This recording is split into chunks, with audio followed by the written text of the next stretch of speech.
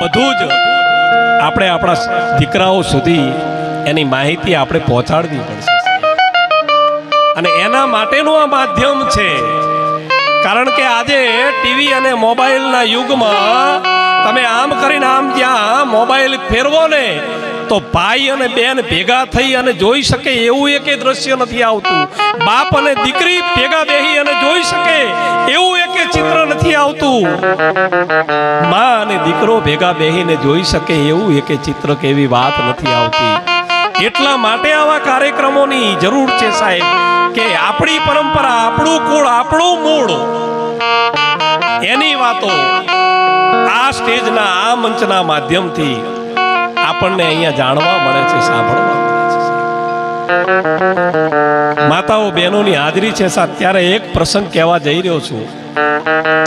સહ્યાદ્રી મહારાષ્ટ્રની ભૂમિ, સહ્યાદ્રીના પહાડ, સહ્યાદ્રીનું જંગલ, અને એમાં 17-18 વર્ષની દીકરીઓ છે. એ બરોબર જેને કહેવાય પાણી ભરવા માટે થઈ અને આમ સડપ સડપ સડપ ડગલા માંડતી નીકળી છે સાહેબ. અને એમાં બરાબર હાવજની ગર્જના સંભળાય, હાવજની ડણક સંભળાણી, ઓમ ઓમ ઓમ ઓમ. પણ જ્યાં હાવજની ડણક સંભળાય ત્યાં બે બેનપણી થંભી ગઈ, બેના પગ થંભી ગયા. એમાંથી એક દીકરી એમ બોલી કે બેન રોકાઈ જા, જો હાવજની ગર્જના સંભળાય છે, હાવજની ડણક સંભળાય છે. ત્યારે બીજી બેનપણીએ કીધું કે હાવજની ડણક સાચી, પણ ઈ ડણકમાં વેદના છે, કે ઈ ડણક છે ઈ શિકાર કરવા માટેની ત્રાડ નથી, એમાં વેદના સંભળાય છે. અને ઓલી બાઈ કહે છે કે હું તો ઈ હાવજ જ્યાં હશે ત્યાં હું નજીક નહીં આવું. ઈ બાઈ કે હું જઈશ. અને એક દીકરી છે ત્યાં ઊભી રહી અને એક દીકરી ડગલા મારતી જ્યાં હાવજ પડ્યો તો સાહેબ ત્યાં પહોંચી તો જોયું તો હાવજના પગમાં કાંટો વાગેલો, લોહીની ધારા નીકળેલી. ઈ બાઈએ જઈ, દીકરીએ જઈ અને કાંટો કાઢ્યો. એ લોહી જેને કહેવાય કે લોહીને સાફ કર્યું, પોતાની હાડીનો પાલવ કાઢી ફાડી અને હાવજને પાટો બાંધ્યો સાહેબ. દીકરીએ 17 વર્ષની દીકરી પાટો બાંધી અને દીકરી જ્યાં નીકળવા જતી હતી ત્યાં સામે એક ઝાડની માથે 2 વ્યક્તિ બેઠેલી સાહેબ. અને 2 વ્યક્તિએ આ દ્રશ્ય જોયું.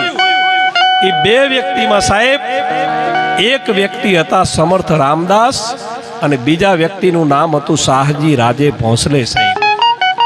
અને સમર્થ રામદાસે શાહજી રાજે ભોંસલેને કીધું કે શાહજી, આ દીકરીના કુખે જે કોઈ બાળક જન્મશે ને એ ભારતના ભાગ્યને, ભારતના નકશાને બદલી દે એવો દીકરો આ કન્યાની કુખે જન્મવાનો છે.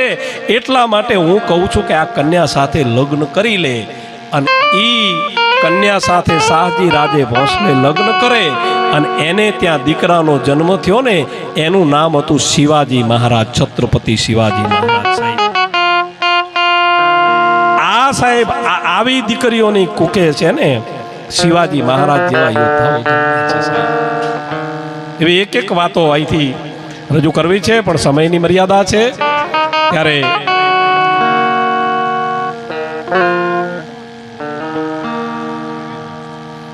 તો એવા અડાબીડ લોક સાહિત્યકાર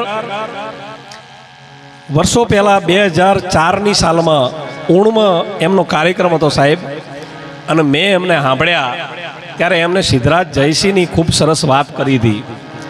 અને મેં નક્કી કર્યું કે હવે પછી આપણે ઉત્તર ગુજરાતની જ વાતો કરવી છે, બીજી કોઈ વાતો કરવી નથી. એમનામાંથી પ્રેરણા લીધી એવા કલાકાર એટલે આતમભાઈ માલધારી. જોરદાર તાળીઓથી આપણે એમને વધાવી લઈએ અને આવો આપણે એમને સાંભળીએ.